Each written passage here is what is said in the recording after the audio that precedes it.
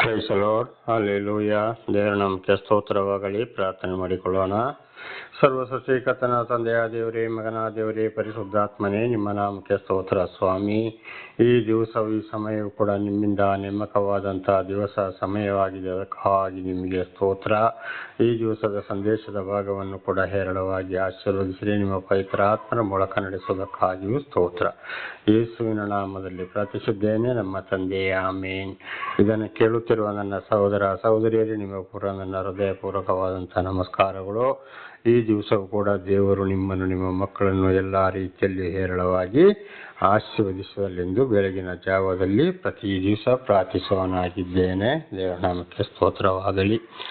ಈ ದಿವಸದ ಸಂದೇಶದ ಭಾಗವು ಕೂಡ ಜ್ಞಾನವಂತರಾಗಬೇಕು. ದೇವರ ನಾಮಕ್ಕೆ ಸ್ತೋತ್ರವಾಗಲಿ. ವಚನದ ಕಡೆಗೆ ಹೋಗೋಣ. ನಿನ್ನೆ ಕೂಡ ನಾವು ಕಡೆಯ ಭಾಗದಲ್ಲಿ ಕದಿಯಬಾರದು ಅಂದರೆ ಯಾರ ವಸ್ತನ್ನು ಯಾರು ಕೂಡ ಕದಿಯಬಾರದು, ಅದಕ್ಕೂ ಕೂಡ ಶಿಕ್ಷೆ ಇದೆ. ಅವರು ಇದ್ದಿದ್ರಲ್ಲೇ ಕಾಲ ಕಳೀತಾ ಹೋಗಬೇಕು. ಇಲ್ಲಾಂದರೆ ಸರ್ಕಾರದ ಕಾನೂನಿನ ಪ್ರಕಾರ ದೇವರಿಂದಲೂ ಶಿಕ್ಷೆ ಬರ್ತದೆ. ನಾನಾ ರೀತಿಯಲ್ಲಿ ಇದ್ದಿದ್ದು ಕೂಡ ಇಲ್ಲದಾಗ್ತದೆ.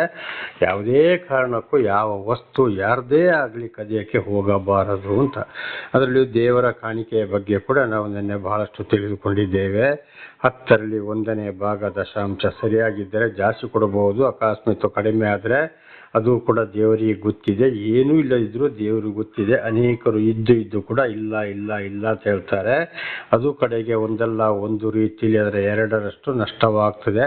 ಕೊನೆಗಳಿಗೆ ಅದು ಯಾವ ರೀತಿ ನಷ್ಟ ಆಗ್ತದೆ, ಬಹುಶಃ ಮಕ್ಕಳ ರೀತಿಯಲ್ಲಿ ಹೋಗ್ಬೋದು, ಗಂಡನ ರೀತಿಯಲ್ಲಿ ಹೋಗ್ಬೋದು, ಹೆಂಡತಿಯ ರೂಪದಲ್ಲಿ ಹೋಗ್ಬೋದು, ಅಕಸ್ಮಾತ್ ಪ್ರಾಣಿ ಪಕ್ಷಿಗಳ ರೂಪದಲ್ಲಿ ಹೋಗ್ಬೋದು, ವಾಹನದ ರೂಪದಲ್ಲಿ ಹೋಗ್ಬೋದು. ನಾನಾ ರೀತಿಯಲ್ಲಿ ಅದು ನಷ್ಟ ಬಂದೇ ಬರುತ್ತದೆ. ಕೆಲವರು ಏನು ಮಾಡ್ತಾರೆ ಅಂದರೆ ಇದ್ದವರಿಗೇ ಕಾಣಿಕೆ ಕೊಡ್ತಾರೆ ಹೊರತು ಇಲ್ಲದವರಿಗೆ ಕೊಡುವುದಿಲ್ಲ.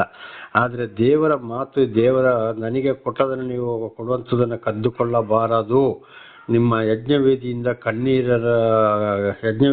ಕಣ್ಣೀರಿನಿಂದ ನೀವು ತೊಳೆಯುತ್ತಾ ಇದ್ದೀರಿ ಅಂದರೆ ಕಷ್ಟ ಸಂಕಟ ದುಃಖಗಳಿಂದ ನೀವು ಕಾಲ ಕಳೀತಾ ಇದ್ದೀರಿ. ಎಷ್ಟು ದುಡಿದ್ರು ಎಷ್ಟು ಸಂಪಾದನೆ ಮಾಡಿದ್ರು ನಿಮ್ಮಲ್ಲಿ ಶಾಂತಿ ಸಮಾಧಾನ ನೆಲೆಸ್ತಾ ಇಲ್ಲ. ಇದು ಯಾಕೆಪ್ಪ ಅಂತ ಹೇಳಿದರೆ, ಇವರು ಏನು ಮಾಡ್ತಾ ಇದ್ದಾರೆ, ಕೆಲವರಿಗೆ ಈಗ ಉದಾಹರಣೆಗೆ ಒಂದು ಯಾವುದೇ ದೇವಮಾನವರು ಅಂತ ಹೇಳೋರು ಇರ್ಬೋದು, ಅದರಲ್ಲಿ ಎಲ್ಲ ರೀತಿಯಲ್ಲಿ ತಿಳ್ಕೊಳ್ಬೇಕಾಗ್ತದೆ. ಇದ್ದವರಿಗೆ ಮಾತ್ರ ಜೋರಾಗಿ ಬೇಕಾದಷ್ಟು ಯಾರು ಇರ್ತಾರೆ ಅಥವಾ ದೊಡ್ಡ ಒಂದು ವಾಹನಗಳನ್ನ ಗಾಡಿಗಳನ್ನ ತಂದು ಮನೆ ಮುಂದೆ ನಿಲ್ಲಿಸಿಕೊಂಡು ಬರ್ತಾರೋ, ಯಾರು ಇಂಗ್ಲೀಷ್ ಮಾತಾಡ್ತಾರೋ, ಯಾರು ಸ್ಟೈಲಾಗಿ ಬರ್ತಾರೋ ಅಂಥವರಿಗೆ ಮಾತ್ರ ಇವರು ಬೇಕಾದಾಗೆ ಕೊಡ್ತಾರೆ. ಚೆಕ್ ಬರೆದು ಕೂಡ ಕೊಡ್ತಾರೆ. ಆದರೆ ದೇವರ ಮಾತು ಹೇಳಿದ್ದು ಯಾರಿಗಪ್ಪ ಅಂದರೆ, ದೇವರಿಗೆ ಈ ಕಾಣಿಕೆ ಇದೆಲ್ಲ ಬೇಕಾ ಬೇಡ, ದುಡ್ಡು ಬೇಕಾ ಬೇಡ. ಅದನ್ನು ಬೈಬಲಿನಲ್ಲಿ ಮತ್ತಾಯ 25ನೇ ಅಧ್ಯಾಯ 35ರಿಂದ 40ರವರೆಗೆ ಓದುವಾಗ, ಭಗವದ್ಗೀತೆಯಲ್ಲಿ ಕೂಡ ಇದೆ. ಮಹಾಭಾರತದಲ್ಲಿ ಶ್ರೀಕೃಷ್ಣ ಪರಮಾತ್ಮನು ಕೂಡ ಅರ್ಜುನನಿಗೆ ಅದೇ ಮಾತನ್ನು ಹೇಳಿದ್ದು. ಏನೂ ಗತಿಯಿಲ್ಲದವರಿಗೆ, ಅನಾಥ ಮಕ್ಕಳು, ಅನಾಥ ವೃದ್ಧರು, ಅಕಸ್ಮಾತ್ ಒಳ್ಳೆ ರೀತಿಯಲ್ಲಿ ಗಂಡ ಹೆಂಡತಿ ಮಕ್ಕಳು ಜೀವಿಸುವಾಗ ಸಂಸಾರ ದೊಡ್ಡದಾಗಿರ್ತದೆ, ಇಲ್ಲದವರಿಗೆ ಆಸ್ತಿ ಪಾಸ್ತಿ ಇರೋದಿಲ್ಲ, ಮನೆ ಇರೋದಿಲ್ಲ, ಮನೆ ಬಾಡಿಗೆ ಕಟ್ಟಿಕೊಳ್ಬೇಕು, ನೀರು ಬಿಲ್ಲು, ಕರೆಂಟು ಬಿಲ್ಲು, ಮಕ್ಕಳ ವಿದ್ಯಾಭ್ಯಾಸ, ಆರೋಗ್ಯದ ಬಗ್ಗೆ ಎಲ್ಲರೂ ನೋಡ್ಕೊಳ್ಬೇಕು. ಹೀಗಿರುವಾಗ ಅವರಲ್ಲಿ ದುಡಿಮೆ ಸಾಕಾಗೋದಿಲ್ಲ. ಬಹಳ ಕಷ್ಟದಲ್ಲಿ ಜೀವನ ಮಾಡ್ತಾ ಇರ್ತಾರೆ. ಅಲ್ಲಿ ಇಲ್ಲಿ ಸಾಲ ಮಾಡಿಕೊಂಡು ಮದುವೆ ಮಾಡಲಿಕ್ಕೆ ಇರೋದಿಲ್ಲ, ಆಸ್ಪತ್ರೆಗೆ ಹೋಗ್ಲಿಕ್ಕೆ ಇರೋದಿಲ್ಲ, ಸ್ಕೂಲಿಗೆ ವಿದ್ಯಾಭ್ಯಾಸಕ್ಕೆ ಇರುವುದಿಲ್ಲ. ನಾನಾ ರೀತಿಯಲ್ಲಿ ಕಷ್ಟದಲ್ಲಿ ಒಳ್ಳೆ ರೀತಿಯಲ್ಲಿ ಇರ್ತಾರೆ. ಆದರೂ ಅವರಿಗೆ ಕಷ್ಟ. ಅಂಥವರಿಗೆ, ಅನಾಥ ಮಕ್ಕಳು, ಅನಾಥ ವೃದ್ಧರು, ಇಂಥವರಿಗೆ ನೀವು ಸಹಾಯ ಮಾಡಿದರೆ ನನಗೆ ಮಾಡಿದ ಹಾಗೆ. ಹಾಗಾದರೆ 2ರಷ್ಟು ನಾನು ನಿಮಗೆ ಆಶೀರ್ವಾದ ಮಾಡ್ತೀನಿ ಇಲ್ವೋ, ನಿಮ್ಮ ಮಕ್ಕಳನ್ನು ಕೂಡ ನಾನು ಉದ್ಧಾರ ಮಾಡ್ತೀನಿ ಅಂತ ದೇವರು ಹೇಳಿದ್ದು. ಇದಾಗಿದೆ ಕಾಣಿಕೆ. ದೇವರ ನಾಮಕ್ಕೆ ಸ್ತೋತ್ರವಾಗಲಿ. ಆದರೆ ಇವತ್ತು ಅನೇಕರು ಏನು ಮಾಡ್ತಾರೆ, ಆಗಲೇ ಹೇಳಿದಾಗ ಯಾರು ಜೋರಾಗಿ ದಪ್ಪಾಗಿ ನಾನಾ ಥರದ ಬಟ್ಟೆಗಳನ್ನ ಉಟ್ಟುಕೊಂಡು ಹಾಕ್ಕೊಂಡು ದೊಡ್ಡ ಗಾಡಿಗಳನ್ನ ಹಾಕ್ಕೊಂಡು ಸ್ಟೈಲು ಮಾಡಿಕೊಂಡು ಇಂಗ್ಲೀಷ್ ಮಾತಾಡಿಕೊಂಡು ಅವರಾಗಿ ಇದ್ದವರು ಯಾರು ಬರ್ತಾರೋ ಅವರಿಗೆ ಮಾತ್ರ ಕೈಯಲ್ಲಿ ಬೇಕಾದಷ್ಟು ಕಾಣಿಕೆ ಕೊಡುವಂಥದ್ದು. ಆಮೇಲೆ ಚೆಕ್ ಬೇಕಾದರೂ ಬರೆದು ಕೊಡ್ತಾರೆ. ಸುಮ್ಮನೆ ದೇವಾಲಯ ಕಟ್ಟಬೇಕು, ಚರ್ಚ್ ಕಟ್ಟಬೇಕು ಅಂತ ಹೇಳ್ಕೊಂಡು ಬರ್ತಾರಲ್ಲ, ಇಂಥವರಿಗೆ ಅದು ಅಲ್ಲವೇ ಅಲ್ಲ. ದೇವರ ನಾಮಕ್ಕೆ ಸ್ತೋತ್ರವಾಗಲಿ. ಒಂದು ವೇಳೆ ಕೊಡ್ಬೋದು, ಅವರು ಸರಿಯಾಗಿ ದೇವರ ವಾಕ್ಯಕ್ಕೆ ವಿಧೇಯರಾಗಿ ಜೀವಿಸ್ತಾ ಇದ್ದಾರೋ, ಅವರಲ್ಲಿ ಬೇಕಾಗಿದ್ದು ಇದ್ದರೆ ಅದನ್ನು ಇಂಥ ಬಡವರಿಗೆ ಉಪಯೋಗಿಸ್ತಾ ಇದ್ದಾರೋ, ದೇವಾಲಯಕ್ಕಾಗಿ ಉಪಯೋಗಿಸ್ತಾ ಇದ್ದಾರೋ, ದೇವಾಲಯಕ್ಕಂದರೆ ವಿಪರೀತ ಸ್ಟೈಲು ಮಾಡಿ ಕೋಟಿ ಮಾಡಿ ಮೇಲೆ ಮಾಡಿ ನೀನು ಕಟ್ಟಂತೇನು ಹೇಳಿಲ್ಲ, ಇಲ್ಲಾಂದ್ರೆ ಆ ಗಿಟಾರು ಈ ಗಿಟಾರು, ಆ ಸೌಂಡ್ ಬಾಕ್ಸು ಈ ಸೌಂಡ್ ಬಾಕ್ಸು, ಆ ಕ್ಯಾಮರಾ ಈ ಕ್ಯಾಮರಾ ತೆಕೊಂತೇನು ದೇವ್ರು ಹೇಳಿಲ್ಲ. ಇದೆಲ್ಲ ಏನು ಮಾಡಲಿಲ್ಲ. ಒಂದು ತಕ್ಕ ಮಟ್ಟಿಗೆ ಒಂದು ದೇವಾಲಯ ಬೇಕು. ಕೂತ್ಕೊಳ್ಳೋಕ್ಕೆ ವಯಸ್ಸಾದವ್ರು ಬಂದರೆ ಕೂತ್ಕೊಳ್ಳೋಕ್ಕೆ ಕುರ್ಚಿಗೆ ಬೇಕು, ಅಕಸ್ಮಾತ್ ಚಾಪೆಗಳು ಬೇಕು, ಪೇಂಟ್ ಹೊಡ್ಕೋಬೇಕು, ನೀರಿನ ಸೌಕರ್ಯ ಬೇಕು, ನಾನಾ ರೀತಿಯ ಸೌಕರ್ಯಗಳು ನೋಡ್ಕೋಬೇಕು. ಮತ್ತು ಅಲ್ಲಿ ಬರುವ ಸಭೆಗಳಿಗೆ ಮತ್ತು ಇತರರಿಗೆ ಯಾರಿಗೇ ಆಗಲಿ ಕಷ್ಟ ಸಂಕಟ ದುಃಖದಲ್ಲಿದ್ದವರಿಗೆ ಸಹಾಯ ಮಾಡ್ತಾ ಇದ್ದಾರೋ, ಆಸ್ಪತ್ರೆಗೆ ಹೋಗ್ಲಿಕ್ಕೆ, ಮನೆ ಕಟ್ಟಲಿಕ್ಕೆ, ವಿದ್ಯಾಭ್ಯಾಸಕ್ಕೆ, ಮದುವೆಗೆ, ಭಾಳ ಕಷ್ಟ ಸಂಕಟ ದುಃಖದಲ್ಲಿರೋರಿಗೆ ಅನ್ನ ಆಹಾರಕ್ಕೆ ಕೊಡ್ತಾ ಇದ್ದಾರೋ, ಇಂಥವರಿಗೆ ಅವ್ರು ಅವರಲ್ಲಿ ಎಷ್ಟೇ ಹಣ ಕಾಸು ಇದ್ದರೂ ಐಶ್ವರ್ಯಂತರು ಇದ್ದರೂ ಕೂಡ ಅವರಿಗೆ ಕೊಡಬಹುದು. ಅವು ಇಲ್ಲ ಅವರವರ ಸ್ವಂತಕ್ಕೆ ಮಾಡ್ಕೊಳ್ತಾರೆ ಅಂತ ಖಂಡಿತ ಅವರನ್ನು ಕಂಡಿಡಿದವರು ಎಂಥ ದೇವಮಣ್ಣವ್ರು ಇರ್ಬೋದು, ಯಾರೇ ಇರ್ಬೋದು, ಎಂಥ ಸೇವಕಗಳಿರ್ಬೋದು, ಕೊಡೋಕ್ಕೆ ಹೋಗಬಾರ್ದು. ಇಂಥವರಿಗೆ ಕೊಡಬೇಕು ಅಂತೇಳಿ ಬೈಬಲ್ ಹಳೆ ಒಡಂಬಡಿಕೆ ಮತ್ತು ಹೊಸ ಒಡಂಬಡಿಕೆಯಲ್ಲಿ ಸ್ಪಷ್ಟವಾಗಿ ಬರೆಯಲ್ಪಟ್ಟಿದೆ. ಅದುವೇ ದೇವರ ಕಾಣಿಕೆ. ಹಾಗೆ ಕೊಡುವುದಾದರೆ ಅಲ್ಲಿ ಅದರ 2ರಷ್ಟು ನಾನು ಪರಲೋಕದಿಂದ ನಿಮಗೆ ಸುರಿದು ಕೊಡ್ತೀನೋ ಪರೀಕ್ಷಿಸಿ ನೋಡಿ ಅಂತ ಕೂಡ ದೇವರು ಹೇಳಿದ್ದಾರೆ. ಸರ್ವ ಸೃಷ್ಟಿಕರ್ತರ ಅಂತ ಪರಮಾತ್ಮ ಭಗವಂತನ ಯೇಸು ಕ್ರಿಸ್ತರು ದೇವ ನಿಮಗೆ ಸ್ತೋತ್ರವಾಗಲಿ. ಇದಾಗಿದೆ ದೇವರಿಂದ ಕದ್ದುಕೊಳ್ಳುವಂಥದ್ದು ಕೊಡದ ಹೋದರೆ. ಹಾಗೆ ಇವತ್ತು ಬೇಕಾದಷ್ಟು ಇರ್ಬೋದು, ಆದರೆ ಕೆಲವರಿಗೆ ಏನಾಗ್ತದೆ, ಅಲ್ಲಿ ಕೆಲವರು ಬರೀ ಅದರಲ್ಲೇ ಇವತ್ತು ಸುವಾರ್ತೆಯನ್ನು ಸಾರಬೇಕಾಗ್ತದೆ. ವಯಸ್ಸಾದ ಮೇಲೆ ಉದಾಹರಣೆಗೆ ಈಗ ನಾನಿದ್ದೆ, ನನಗೆ ಯಾವ ಸಂಘ ಸಂಸ್ಥೆಗಳು ಸಂಬಳ ಅದು ಇದು ಯಾರೂ ಇಲ್ಲ, ಎಲ್ಲಿ ಸುವಾರ್ತೆಗೆ ಹೋಗ್ತೇನೆ ಅಲ್ಲಿ ಕೊಡೋದ್ರಲ್ಲಿ ನಾನು ಏನು ಮಾಡ್ತಿದ್ದೇನೆ, ಇವತ್ತು ಸ್ವಲ್ಪ ದೂರ ಗಾಡೀಲಿ ಹೋಗಬೇಕು, ಬಸ್ಸಲ್ಲಿ ಹೋಗಬೇಕು, ನನ್ನ ಜೀವನ ತಕ್ಕ ಮಟ್ಟಿಗೆ ಹೇಗೆ ಬೇಕು ಹಾಗೆ ಸುಧಾರಿಸಿಕೊಂಡು ಹೋಗ್ತಾ ಇದ್ದೇನೆ. ದೇವರ ನಾಮಕ್ಕೆ ಸ್ತೋತ್ರವಾಗಲಿ. ಹಾಗೆ ಏನೂ ಇಲ್ಲದೆ ಕಷ್ಟ ಸಂಕಟ ದುಃಖದಲ್ಲಿ ಸತ್ಯವನ್ನು ಸಾರಿಕೊಂಡು ದೇವರ ವಿಷಯವನ್ನು ಹೇಳಿಕೊಂಡು ಹೋಗ್ತಾರೋ ಅವರಿಗೆ ಕೊಡಬೇಕಾಗಿದೆ. ಇಲ್ಲ ಬೇಕಾದಷ್ಟು ದಿನ ಸುಳ್ಳು ದಗ ಮೋಸ ಅನ್ಯಾಯ ಮಾಡಿಕೊಂಡು ಈ ರೀತಿಯವರ ಜೀವನಕ್ಕಾಗಿ ಗಂಡ ಹೆಂಡತಿ ಜೀವನಕ್ಕಾಗಿ ನೀವು ದಶಾಂಶ ಕೊಡಲೇಬೇಕು, ಕಾಣಿಕೆ ಕೊಡಲೇಬೇಕು, ಇಲ್ಲಾಂದರೆ ನಾವು ಹೇಗೆ ಜೀವಿಸೋದು, ನಾನು ಬಿಟ್ಟು ಹೋಗ್ತೇನೆ ಅಂತ ಹೇಳೋರಿಗೆ ಖಂಡಿತವಾಗಿ ಕೊಡೋಕ್ಕೆ ಹೋಗಬಾರ್ದು. ಯಾಕೆಂದರೆ ಕೆಲವರು ಇದರಿಂದಲೇ ಈ ಸುವಾರ್ತೆಯಿಂದಲೇ ಜೀವನ ನಡೆಸಬೇಕು ಅಂತೇಳಿ ಅಪೊಸ್ತಲನಾದ ಪೌಲರ ಮುಖಾಂತರ ದೇವರು ಹೇಳಿದ್ದಾರೆ. ಕನ್ನ ತುಳಿಯುವ ಎತ್ತಿನ ಬಾಯಿಯನ್ನು ಕಟ್ಟಬೇಡ ಅಂತ. ಅಂದರೆ ಉದಾಹರಣೆಗೆ ಇವತ್ತು ಈ ಕೊಡಗು ಜಿಲ್ಲೆ ಕಡೆಗೆ ಏನು ಮಾಡ್ತಾರೆ, ಭತ್ತದ ಹುಲ್ಲನ್ನು ಹರಡಿ ಬಿಡ್ತಾರೆ, ಅದ್ರ ಮೇಲೆ ದನಗಳನ್ನು ಓಡಿಸ್ತಾರೆ. ಆಗ ಅವರು ಅದರಲ್ಲಿ ಗದ್ದೆ ಉಳಕ್ಕೂ ಅದರಲ್ಲಿ ತುಣಿಯುವಂಥದ್ದು ಕೆಲಸ ಮಾಡುವಂಥದ್ದು ಎತ್ತುಗಳು. ಆಗ ಅವರು ಅದನ್ನು ತಿನ್ನಬೇಕು ಅಂತ. ಹಾಗೆ ಇದರಲ್ಲಿ ಸುವಾರ್ತೆಯಲ್ಲಿ ಕೆಲವರನ್ನ ದೇವರು ಏನು ಮಾಡ್ತಾರೆ, ಅದರಿಂದಲೇ ಜೀವನ ಮಾಡಿ ಅಂತ ಈಗ ಸ್ವಲ್ಪ ಮುಂದೆ ಹೇಳಿದ ಹಾಗೆ ಆ ರೀತಿಯಲ್ಲಿದ್ದವರಿಗೆ ಮಾತ್ರ ಇದು ಕೊಡಬೇಕು. ಅದು ವಯಸ್ಸಾದವರು. ಇನ್ನು ಕೆಲವರಿಗೆ ಉದಾಹರಣೆಗೆ ಅಪೊಸ್ತಲನಾದ ಪೌಲರು ಅವರು ಹೊಸ ಒಡಂಬಡಿಕೆಯಲ್ಲಿ ದೊಡ್ಡ ಸಾಕ್ಷಿಯಾಗಿದ್ದಾರೆ. ಆದರೆ ಅವರು ಕೂಲಿ ಕೆಲಸಗಾರರು, ಸಣ್ಣ ಗುಡಾರವನ್ನು ಕಟ್ಟುವವರು, ಸಣ್ಣ ಮನೆ ಕಟ್ಟಿಕೊಂಡು ಅದರಲ್ಲಿ ಸಂಪಾದನೆ ಮಾಡಿಕೊಂಡು ಅವರ ಜೀವನ ಕಳ್ಕೊಂಡು ತಕ್ಕ ಮಟ್ಟಿಗೆ ಅದಲ್ಲದೆ ಬೇರೆ ಸಭೆಗಳಿಗೂ ಕೂಡ ಸಹಾಯವನ್ನು ಮಾಡ್ತಾ ಇದ್ರು. ದೇವರ ನಾಮಕ್ಕೆ ಸ್ತೋತ್ರವಾಗಲಿ. ನೋಡಿ, ಅವರೊಂದು ಕೂಲಿ ಮಾಡುವಂಥ ಮನುಷ್ಯ. ಹಾಗೆ ಇವತ್ತು ಅನೇಕರು ಕೆಲಸ ಮಾಡಿಕೊಂಡು ಸ್ವಾರ್ಥ ಸಾರವರು ಇನ್ನೊಬ್ಬರಿಗೆ ದಾನ ಧರ್ಮ ಮಾಡುವಂಥ ವರ ಕೂಡ ಇರುತ್ತದೆ. ಹಾಗಂಥವರು ಕೆಲಸವನ್ನ ಮಾಡಲೇಬೇಕಾಗ್ತದೆ. ಅದು ಇಲ್ಲದೆ ಬರೀ ದೇವರ ಸೇವೆ ಅಂತ ಹೇಳಿಕೊಂಡು ನಾವು ಸೇವಕರು ಕೊಡಬೇಕು ಅಂತ ಹೇಳಿಕೊಳ್ಳೋರು ಖಂಡಿತವಾಗಿಯೂ ಅಲ್ಲ. ಇಂಥವರಿಗೆ ಮಾತ್ರ ಅದು ಸಲ್ಲತಕ್ಕದ್ದು. ಅದು ಅವರನ್ನು ಪರೀಕ್ಷಿಸಿ ನೋಡಬೇಕು. ದೇವರ ನಾಮಕ್ಕೆ ಸ್ತೋತ್ರವಾಗಲಿ. ಹಾಲೆಲೂಯ. ಒಂದು ವೇಳೆ ಇನ್ನು ಕೆಲವರು ಏನು ಮಾಡ್ತಾರೆ, ಬೇಕಾಗಿದ್ದು ಇರ್ತದೆ, ಇಷ್ಟೇ ಇರೋದು ನಮಗೆ ಇನ್ನೂ ಇಲ್ಲ, ಬೇಕಾದ ಕೋಟಿ ಲಕ್ಷ ಕೊಳಿತಾ ಇರ್ತದೆ, ಇಷ್ಟೇ ಇರೋದು ಅಂತ ಹೇಳ್ತಾರೆ. ಅದೇ ಬಡ ಬಗ್ಗರಿಗೆ ಇಂಥವರಿಗೆ ದೇವರು ಯಾರಿಗೆ ಕೊಡಬೇಕು ಅಂತ ಹೇಳಿದವರಿಗೆ ಕೊಡೋದಿಲ್ಲ. ಅದು ಆಗಲೇ ಹೇಳಿದಾಗೆ ಅದು ಒಂದಲ್ಲ ಒಂದು ರೀತಿಯಲ್ಲಿ ಗಂಡ ಹೆಂಡತಿ ಮಕ್ಕಳಿಗೆ ವಾಹನಗಳಲ್ಲಿ ನಾನಾ ರೀತಿಯಲ್ಲಿ ಕೊನೆಯ ಪಕ್ಷ ಎಲ್ಲ ಬೇಕಾದರೆ ಆಸ್ಪತ್ರೆಗೂ ಹೋಗ್ತದೆ. ಎಷ್ಟೇ ಖರ್ಚು ಮಾಡಿದ್ರು ಏನೇ ಮಾಡಿದ್ರು ಗುಣ ಆಗೋದಿಲ್ಲ. ನಾನಾ ಥರದ ಕಷ್ಟ ಸಂಕಟ ದುಃಖ ಕಣ್ಣೀರು ಸುರಿಸಲೇಬೇಕಾಗ್ತದೆ. ಕೆಲವರಿಗೆ ಕೊಡೋಕ್ಕೆ ಕೈ ಬರುವುದೇ ಇಲ್ಲ ಅಂತ ಹೇಳ್ತಾರೆ. ಅವರಿಗೆ ಬೇಕಾದಾಗೆ ಮತ್ತೆ ಬೇಕಾದಷ್ಟು ಬೆಳ್ಳಿ ಬೆಳ್ಳಿ ಬಂಗಾರ ಬಟ್ಟೆ ಅಲಂಕಾರಗಳನ್ನು, ದೊಡ್ಡ ದೊಡ್ಡ ಮನೆಗಳನ್ನ, ದೊಡ್ಡ ದೊಡ್ಡ ಗಾಡಿಗಳು, ಇನ್ನೂ ದೊಡ್ಡ ದೊಡ್ಡ ಮೊಬೈಲ್ಗಳನ್ನ ತಗೊಂಡು ಅಲಂಕಾರ ಮೆರೀತಾ ಇರ್ತಾರೆ. ಖಂಡಿತವಾಗಿ ದೇವರು ಮೆಚ್ಚುವುದಿಲ್ಲ. ಸುಖ ಶಾಂತಿ ನೆಮ್ಮದಿ ಇರುವುದಿಲ್ಲ. ಅದರ 2ರಷ್ಟು ಹೋಗುವುದು ಸತ್ಯ ಅಂತೇಳಿ ದೇವರ ವಾಕ್ಯ ನಮಗೆ ತಿಳಿಸಲ್ಪಟ್ಟಿರುತ್ತೆ. ಇದು ನಾನೇನು ಶಾಪ ಆಗ್ತಾ ಇಲ್ಲ, ದೇವರ ವಿಷಯವನ್ನು ತಿಳಿಸ್ತಾ ಇದ್ದೀನಿ. ದೇವರ ನಮಗೆ ಸ್ತೋತ್ರವಾಗಲಿ. ಇದಾಗಿದೆ ಕದಿಯಬಾರದು ಎಲ್ಲ ವಿಷಯದಲ್ಲಿ ಕೂಡ. ಈಗ ಮುಂದಿನ ವಿಷಯಕ್ಕೆ ಹೋಗೋಣ. ಈಗ ವಿಮೋಚನಕಾಂಡ, ಬೈಬಲಿನಲ್ಲಿ ವಿಮೋಚನಕಾಂಡ 20ನೇ ಅಧ್ಯಾಯ 16ನೇ ವಚನದಲ್ಲಿ ಸುಳ್ಳು ಸಾಕ್ಷಿ ಹೇಳಬಾರದು, ಮತ್ತೊಬ್ಬನ ಮೇಲೆ ಸುಳ್ಳು ಸಾಕ್ಷಿ ಹೇಳಬಾರದು ಅಂತ ಇದೆ. ದೇವರ ನಮಗೆ ಸ್ತೋತ್ರವಾಗಲಿ. ಮತ್ತೊಬ್ಬರ ಮೇಲೆ ಸುಳ್ಳು ಸಾಕ್ಷಿ, ಈಗ ನಮ್ಮ ಮೇಲೆ ನಾವು ಸುಳ್ಳು ಹೇಳಿದು ಅದು ಕೂಡ ಹೇಳಬಾರ್ದು. ಒಂದು ವೇಳೆ ಅದು ಪ್ರತಿಯೊಂದು ದೇವರಿಗೆ ಗೊತ್ತಿದೆ. ವಿಶೇಷವಾಗಿ ಮತ್ತೊಬ್ಬರ ಮೇಲೆ ಸುಳ್ಳು ಸಾಕ್ಷಿ ಹೇಳಬಾರದು. ಈಗ ಅವನು ಕದ್ದಿಲ್ಲ, ಅವನು ಕದ್ದ ನಾನು ನೋಡಿದೆ, ಅಕಸ್ಮಾತ್ ಅವನು ಹಾಗೆ ಒಂದು ಯಾವುದೋ ಒಂದು ವಿಷಯವನ್ನು ಮಾತಾಡಿರೋದಿಲ್ಲ, ಏನು ಹೇಳಿರೋದಿಲ್ಲ, ಅವನು ಮಾತಾಡ್ದ, ಅವನು ಹೇಳಿದ, ಅವನು ಹಾಗೆ ಮಾಡ್ದ, ಹೀಗೆ ಮಾಡ್ದ, ನಾನು ನೋಡಿದೆ, ಅಲ್ಲಿ ಹೋದ, ಇಲ್ಲಿ ಹೋದ, ಬಂದ ಅಂತೇಳಿ ಇವರೇ ಒಬ್ಬೊಬ್ಬರು ತಪ್ಪು ಮಾಡಿಕೊಂಡು ಇನ್ನೊಬ್ಬರ ಮೇಲೆ ಸುಳ್ಳನ್ನು ಹೇಳಿ ಅವರ ಮೇಲೆ ತಪ್ಪನ್ನು ಹೊರಿಸೋರಾಗಿದ್ದಾರೆ. ಕಾರಣ ಅವರಿಗೆ ಸ್ವಲ್ಪ ವೈರತ್ವ ಇರ್ತದೆ. ಆದ್ದರಿಂದ ಸುಳ್ಳು ಹೇಳಿ ಓಡಿಸೋದು, ಮಾಡೋದು, ಕೈಕಾಲು ಮುಗಿಸೋದು, ಪೊಲೀಸ್ ಕೇಸು, ಆಸ್ಪತ್ರೆಗಳು, ಕೊಲೆ ಕೂಡ ಆಗ್ಬೋದು. ಈ ಸುಳ್ಳು ಸಾಕ್ಷಿ ಒಂದು ಕೊಲೆಗೂ ಕೂಡ ಸಮಾನವಾಗಿ ಹಾಗೆ ಇವತ್ತು ಗಂಡ ಇರ್ಬೋದು, ಹೆಂಡತಿ ಇರ್ಬೋದು, ತಂದೆ ತಾಯಿ, ಅತ್ತೆ ಸೊಸೆ, ಮಕ್ಕಳು, ಅಣ್ಣ ತಮ್ಮಂದರು, ನೆರೆಕರೆಯವರು ಯಾರೇ ಆದರೂ ಕೂಡ ಸುಳ್ಳು ಸಾಕ್ಷಿ ಹೇಳಬಾರ್ದು. ಅದಕ್ಕೂ ಕೂಡ ಬಹಳ ದೇವರಿಂದ ಅಂಥವ್ರ ಮೇಲೆ ಕೂಡ ಬಹಳ ಕೋಪ ಎರಗಿ ಬಂದೇ ಬರುತ್ತದೆ. ದೇವರ ನಮಗೆ ಸ್ತೋತ್ರವಾಗಲಿ. ಅದು ಕೂಡ ಒಂದು ಕೊಳೆ ಆಗಿದೆ. ದುಃಖ, ಕಣ್ಣೀರು ಹಾಕುವಂಥದ್ದು. ಕೆಲವರು ಇದನ್ನು ಕೂಡ ನಾವು ಹಿಂದೆ ತಿಳ್ಕೊಂಡಿದ್ದೇವೆ.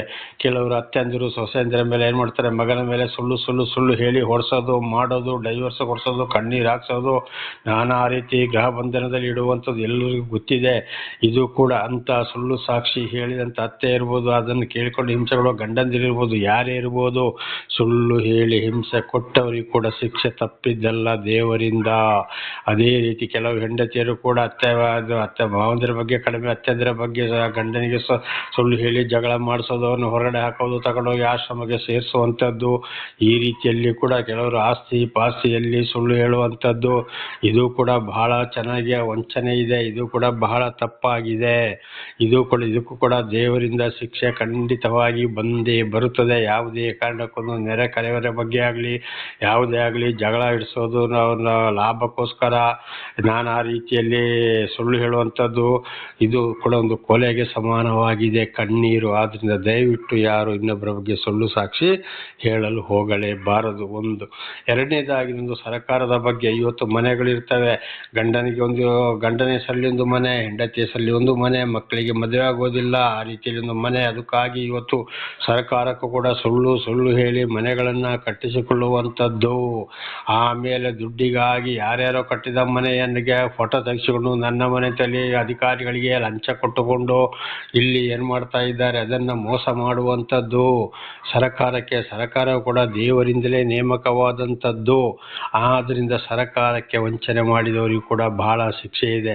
ಹಾಗೆ ಹೇಳ್ಬೋದು, ನೋಡ್ಯಪ್ಪ ಅಂಥವ್ರು ಇಂಥವ್ರು, ಆ MLAಗಳು, ಆ MP ಗಳು, ಆ ಅಧ್ಯಕ್ಷಗಳು, ಆ ಮೆಂಬರ್ಗಳು, ಈ ಮಿನಿಸ್ಟ್ರುಗಳು ಎಂತೆಂಥದನ್ನೋ ಮಾಡಿದ್ದಾರೆ, ಎಷ್ಟೆಷ್ಟೋ ಮಾಡಿದ್ದಾರೆ ಅಂತೇಳಿ ಅದನ್ನೆಲ್ಲ ನಾವು ಇವತ್ತು ಮಾಧ್ಯಮಗಳಲ್ಲಿ ಕೂಡ ನಾವು ಕಾಣ್ಬೋದು. ಅವರ ಮಾನ ಮರ್ಯಾದೆ, ಕೇಸು, ED, ID, CBI ಅಂತ ಬಂದ್ಕೊಂಡು ರೈಡ್ ಮಾಡುವಂಥದ್ದು, ಮಾನ ಮರ್ಯಾದೆ ಹೋಗುವಂಥದ್ದು, ಜಾಮೀನಲ್ಲಿ ಹೊರಗಡೆ ಬರುವಂಥದ್ದು, ಇದುವೇ ನೋಡಿ ಅವರಿಗೆ ಶಿಕ್ಷೆಯಾಗುವಂಥದ್ದು. ಅದು ಮಾತ್ರವಲ್ಲ, ಕೊನೆಯ ಸಂದರ್ಭದಲ್ಲಿ ದೊಡ್ಡ ಕಾಯಿಲೆ ಬಂದು ಹೋಗಿ ಆಸ್ಪತ್ರೆಗೆ ಬಿದ್ದು ಅಲ್ಲಿ ಲಕ್ಷ ಕೋಟಿ ಆಸ್ಪತ್ರೆಗೆ ಹಾಕಿ ಅಲ್ಲಿಂದ ಅವರ ಶವನೇ ಬರುವಂಥದ್ದು.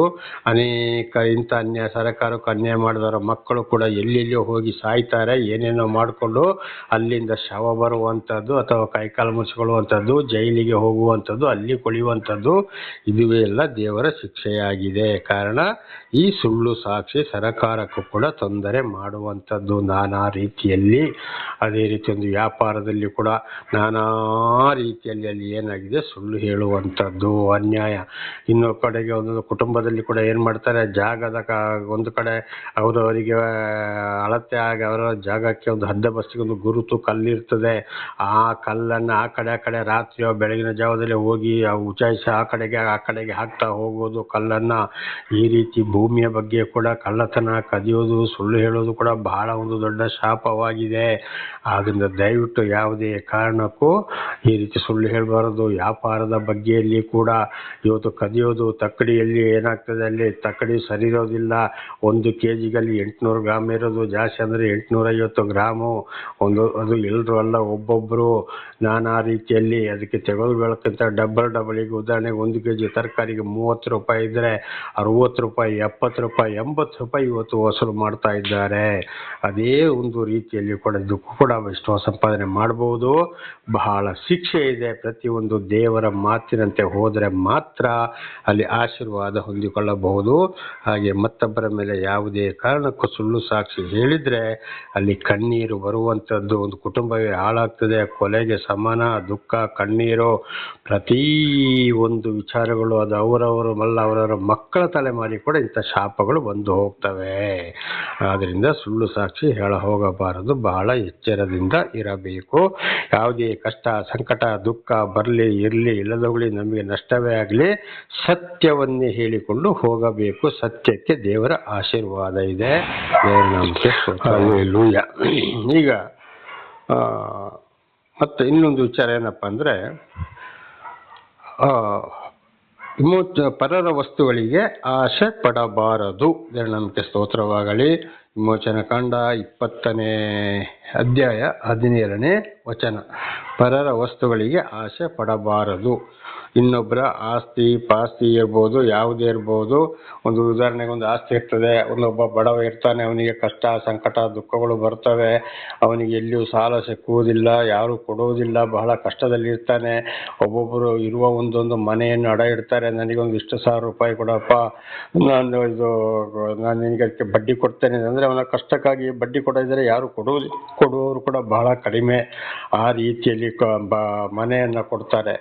ಆಮೇಲೆ ಹೇಳಿದ ಸಮಯಕ್ಕೆ ಕೊಡೋಕ್ಕಾಗದ್ರೆ ಬಡ್ಡಿಗೆ ಬಡ್ಡಿ ಏರಿಸಿಬಿಟ್ಟು ಕಡೆಗೆ ಇವ್ರನ್ನ ಸೇರಿಸಿ ಅವರಿಗೆ ಧಮಕಿ ಹಾಕಿ ಏನಾರ ಮಾಡಿ ಕಡೆಗೆ ಅವ್ರ ಕೈಯಿಂದ ಮನೆಯನ್ನು ಬರ್ಸಿಕೊಳ್ಳೋದು, ವಾಸಕ್ಕೆ ಮನೆ ಇಲ್ಲದೆ ಮಾಡಿಬಿಡ್ತಾರೆ. ಆಗ ಅವರ ಗಂಡ ಹೆಂಡತಿ ಮಕ್ಕಳ ಕಣ್ಣೀರು ಏನಾಗ್ತದೆ. ಆಗ ದೇವ್ರು ಹೇಳೋದನ್ನ ನಿಮಗೆ ಕೊಡೋದಂತೆ ಯಾಕಪ್ಪ ಅಂದ್ರೆ ಇನ್ನೊಬ್ಬರಿಗೆ ಬಡ್ಡಿ ಕೊಡೋಕ್ಕಲ್ಲ. ಸಾಲ ಕೊಟ್ಟವನು ತಗೊಂಡ ಸಮಯಕ್ಕೆ ಸರಿಯಾಗಿ ಕೊಡಬೇಕು. ಕೊಡದೆ ಹೋದರೆ 1-2 ಸಮಯ ಅವಧಿಯನ್ನು ತಗೊಳ್ಬೇಕು, ಮತ್ತೆ ಅದ್ರ ಸಮಯಕ್ಕೆ ಸರಿಯಾಗಿ ಕೊಡಬೇಕು.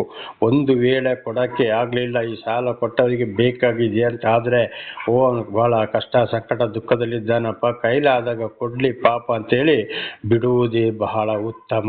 ಅದು ದೇವರಿಗೆ ಅಂಥವರ ಮೇಲೆ ಬಹಳ ಪ್ರೀತಿ.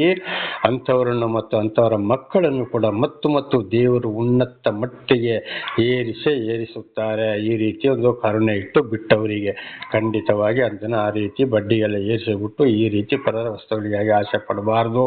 ಕೆಲವರು ಸಾಲಕ್ಕಾಗಿ ವಾಹನಗಳನ್ನು ಅಡ ಇಡ್ತಾರೆ. ಅದಕ್ಕೂ ಕೂಡ ಬಡ್ಡಿಯಿಂದ ಏರಿಸಿಬಿಟ್ಟು ಅದನ್ನು ಕೂಡ ವಶಪಡಿಸಿಕೊಳ್ತಾರೆ.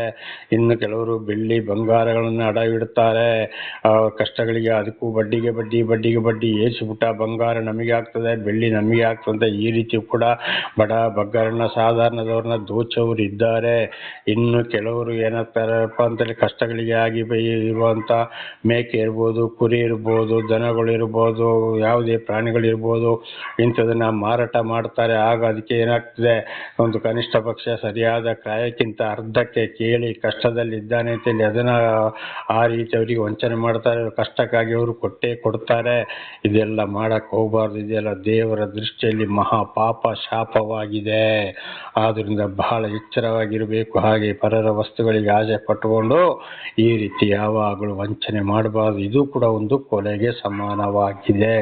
ಇನ್ನೊಬ್ಬರ ಆಸ್ತಿ, ಪ್ರಾಣಿ, ಪಕ್ಷಿ, ಚಿನ್ನ, ಬೆಳ್ಳಿ ಬಂಗಾರಗಳು ಅಡವಿಟ್ಟುಕೊಳ್ಳೋದು, ಬಡ್ಡಿಗೆ ಬಡ್ಡಿ ತೆಗೆಯುವಂಥದ್ದು ಖಂಡಿತವಾಗಿಯೂ ಅದನ್ನು ಕೂಡ ನಾವು ಮೊನ್ನೆ ತಿಳಿದುಕೊಂಡಿದ್ದೇವೆ.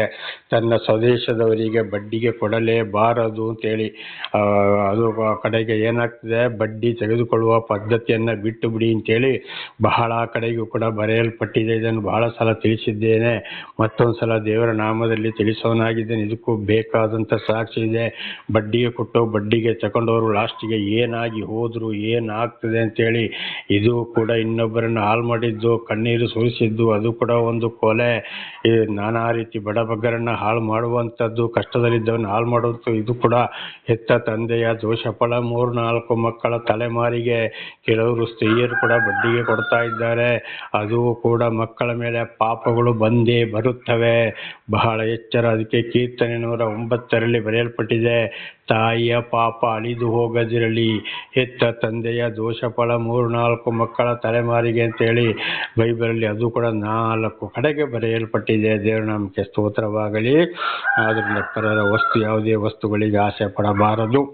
ಇನ್ನೊಂದು ಏನಪ್ಪ ಅಂದರೆ, ಇವತ್ತು ಕಷ್ಟ ಸಂಕಟ ದುಃಖದಲ್ಲಿ ಅಂತ ಹೇಳೋತ್ತಿಗೆ ಗಂಡ ಹೆಂಡತಿ ದುಡಿತಾರೆ. ಅದರಲ್ಲಿ ಬಹಳ ಇನ್ನೂ ಕಷ್ಟಗಳು ಇರ್ತವೆ. ಕೆಲವರು ಮಕ್ಕಳಿಗೆ ವಿದ್ಯಾಭ್ಯಾಸಕ್ಕೆ ಹೋಗ್ಲಿಕ್ಕೆ ಆಗೋದಿಲ್ಲ, ವಿದ್ಯಾಭ್ಯಾಸಕ್ಕೆ ನಿಲ್ಲಿಸೇ ಬಿಡ್ತಾರೆ. ಅಂಥವರ ಮಕ್ಕಳನ್ನು ಕೂಡ ನಿನ್ನ ಮಗಳನ್ನು ಕಳಿಸಿಕೊಡು, ನಿನ್ನ ಮಗನನ್ನು ಇಷ್ಟು ವರ್ಷ ನಮ್ಮಲ್ಲಿ ಜೀತದಳನ್ನಾಗಿ ಬಿಡು ಅಂತ ಹೇಳ್ತಾರೆ. ಇವರು ಪಾಪ ಬಿಡ್ತಾರೆ. ಅವರಿಗೆ ಸರಿಯಾದಲ್ಲಿ ಅವರಿಗೆ ಊಟ ಇಲ್ಲ, ಬಟ್ಟೆ ಇಲ್ಲ. ಅವರ ಈಗ ಶರೀರಕ್ಕೆ ಹುಷಾರಿಲ್ಲದೆ ಹೋದರೆ ಆಸ್ಪತ್ರೆಗೆ ತೋರಿಸೋದಿಲ್ಲ, ಆರೋಗ್ಯವನ್ನು ನೋಡಿಕೊಳ್ಳೋದಿಲ್ಲ. ಬದಲಾಗಿ ಹೊಡೆಯೋದು ಬಡಿಯೋದು, ಬೇಗ ಏಳಿಸೋದು, ಅವ್ರನ್ನ ಕಣ್ಣೀರು ಹಾಕ್ಸೋದು, ಕೈಲಾಗದ ಕೆಲಸಗಳನ್ನ ಮಾಡಿಸಿಕೊಳ್ಳೋದು. ಇವರ ಮಕ್ಕಳು ಮಾತ್ರ ಬಹಳ ಚೆನ್ನಾಗಿ ಐಶ್ವರ್ಯಮ ಜೀವನದಲ್ಲಿ ಇರ್ತಾರೆ. ಇದು ಕೂಡ ಬಹಳ ದೊಡ್ಡ ಪಾಪ. ಕಡೆಗೆ ಅಂಥವ್ರಿಗೆ ಕೂಡ ಇಷ್ಟು ಸಾವಿರ ಅಂತೇಳಿ ದುಡ್ಡು ಕೊಟ್ಟು ಇಷ್ಟು ವರ್ಷ ಅಂತೇಳಿ ಆ ಅಂಥವ್ರ ಮೇಲೆ ಆಸೆ ಇಟ್ಟುಕೊಂಡು ಅವರನ್ನು ಕೂಡ ಅಡವಿಟ್ಟುಕೊಳ್ಳುವಂಥದ್ದು. ಕಡೆಗೆ ಆದರೂ ಬಿಡೋದಿಲ್ಲ, ಬಹಳ ಹಿಂಸೆ. ಇದು ಕೂಡ ದೇವರ ದೃಷ್ಟಿಯಲ್ಲಿ ಮಹಾ ಪಾಪ. ಇದು ಕೂಡ ಅವರ ಮೇಲೆ, ಅವರ ಮಕ್ಕಳ ಮೇಲೆ ಕೂಡ ಯಾರು ಈ ರೀತಿ ಮಾಡ್ತಾರೋ ಅವರಿಗೂ ಕೂಡ ಈ ಶಾಪಗಳು ಬಂದೇ ಬರುತ್ತವೆ, ಬಂದು ಹೋಗಿದೆ.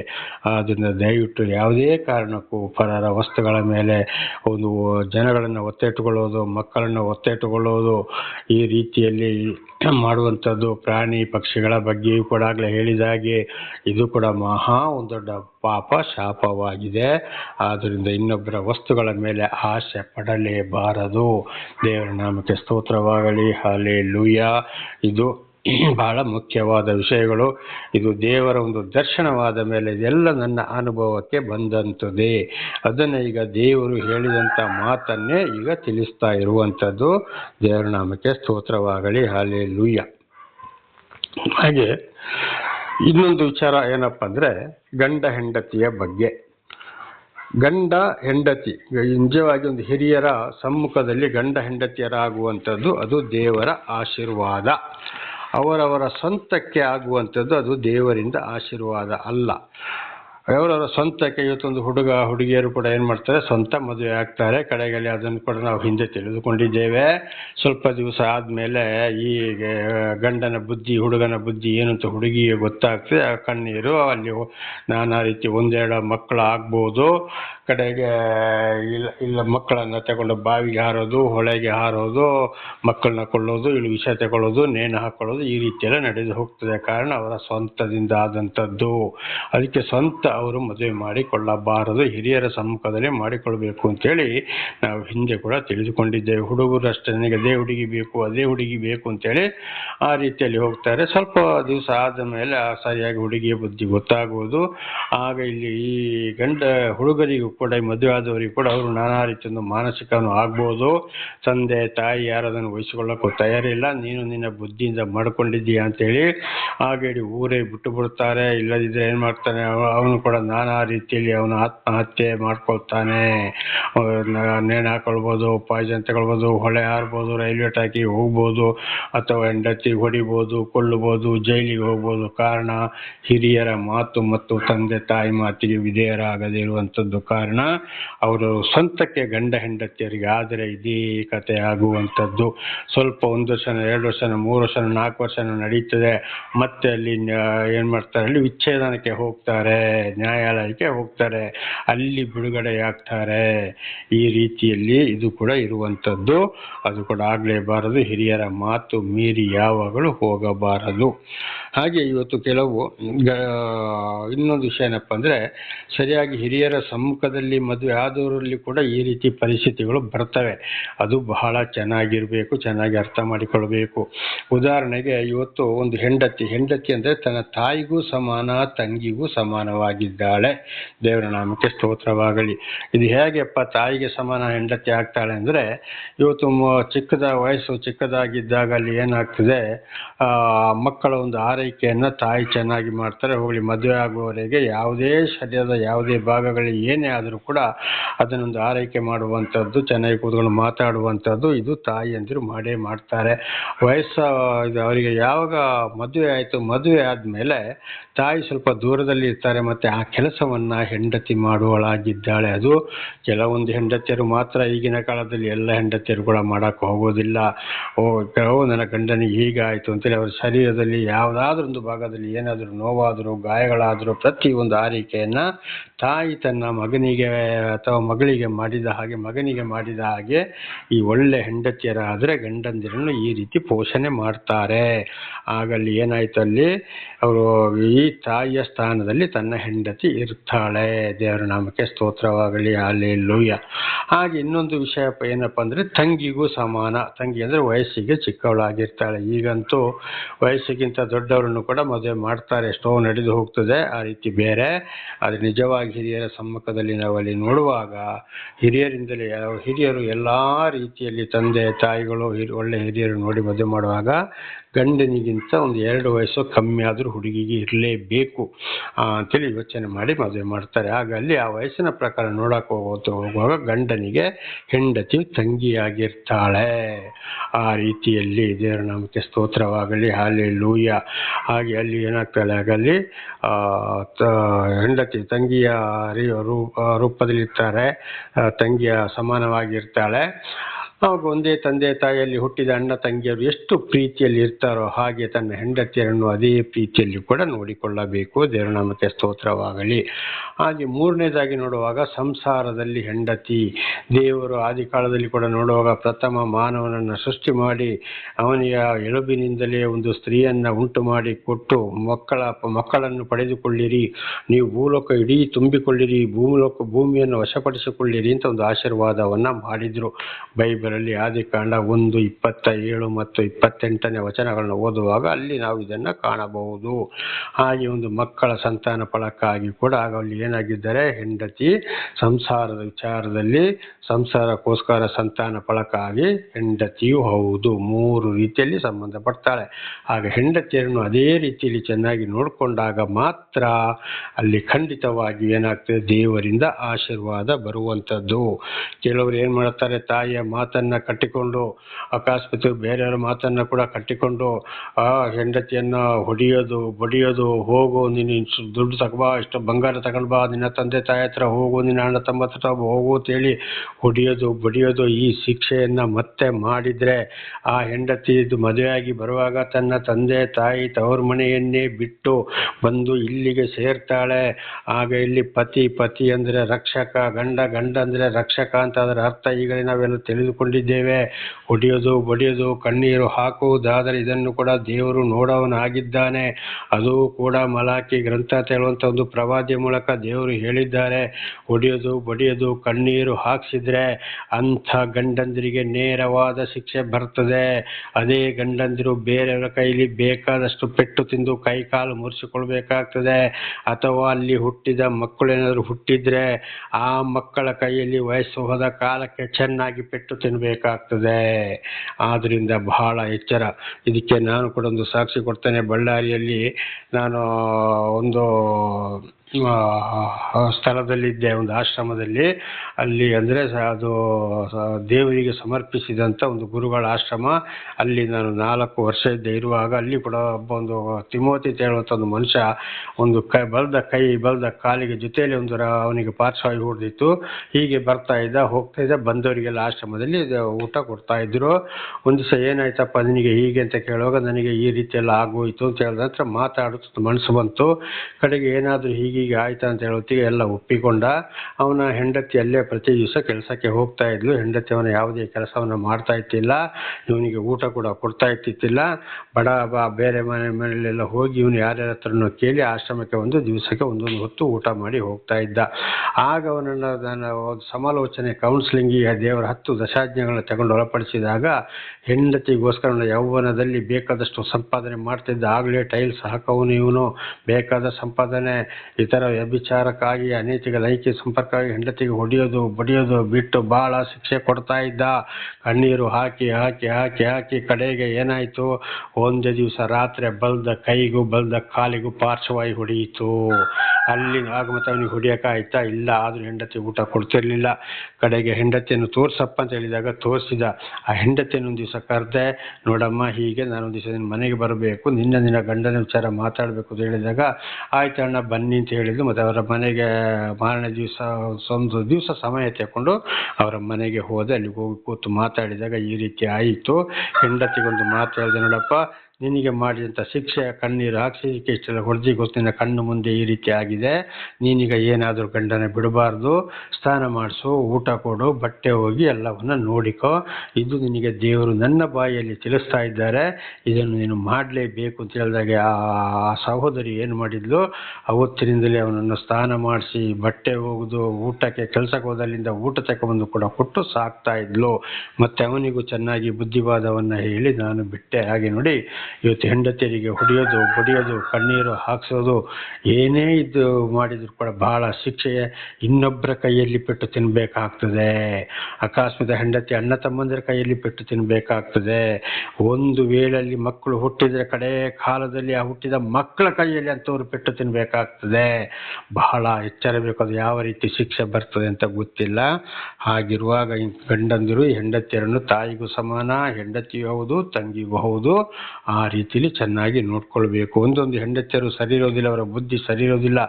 ಆಗ ತಂದೆ ತಾಯಿ ಇತರ ಹಿರಿಯರಿಗೆ ಸೇರಿಸಲಿ ಎಂದು ನ್ಯಾಯವನ್ನ ಮಾಡಿ ಆ ನ್ಯಾಯಕ್ಕೂ ಬಗ್ಗದಿದ್ದರೆ ಹಿರಿಯರ ಸಮ್ಮುಖದಲ್ಲಿ ನ್ಯಾಯಾಲಯದ ತೀರ್ಪಿನ ಮುಖಾಂತರ ಅಲ್ಲಿ ವಿಚ್ಛೇದನ ಕೊಡಬಹುದು.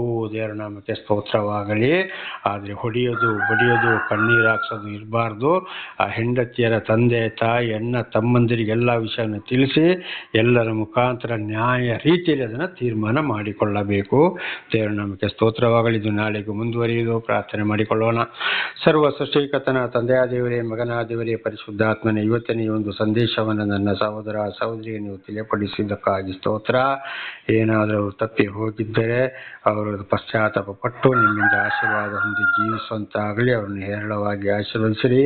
ಅದಕ್ಕೆ ಬೇಕಾದ ವಿಶೇಷವಾದ ಜ್ಞಾನವನ್ನು ಕೊಟ್ಟು ಅವ್ರಿಗೆ ಅನುಗ್ರಹಿಸಿರಿ. ಅವರ ಮಕ್ಕಳಿಗೂ ಅವ್ರಿಗೂ ಇತರರಿಗೂ ತಿಳಿಸಿ ನಿಮ್ಮ ಸಾಕ್ಷಿಗಳಾಗುವಂತೆ ಮಾರ್ಪಡಿಸಿರಿ. ಹಾಗೆ ಮಾಡುವುದಕ್ಕಾಗಿ ಸ್ತೋತ್ರ. ಯೇಸುವಿನ ನಾಮದಲ್ಲಿ ಪ್ರಾರ್ಥಿಸಿದ್ದೇನೆ ನಮ್ಮ ತಂದೆ, ಆಮೇನ್. ಇದನ್ನು ಕೇಳುತ್ತಿರುವ ನನ್ನ ಸಹೋದರ ಸಹೋದರಿ, ನಿಮಗೂ ನನ್ನ ಹೃದಯಪೂರ್ವಕವಾದಂಥ ಧನ್ಯವಾದಗಳು. ದೇವರು ನಿಮ್ಮನ್ನು ನಿಮ್ಮ ಮಕ್ಕಳನ್ನು ಕೂಡ ಹೇರಳವಾಗಿ ಆಶೀರ್ವದಿಸಲಿ. ಆಮೇನ್.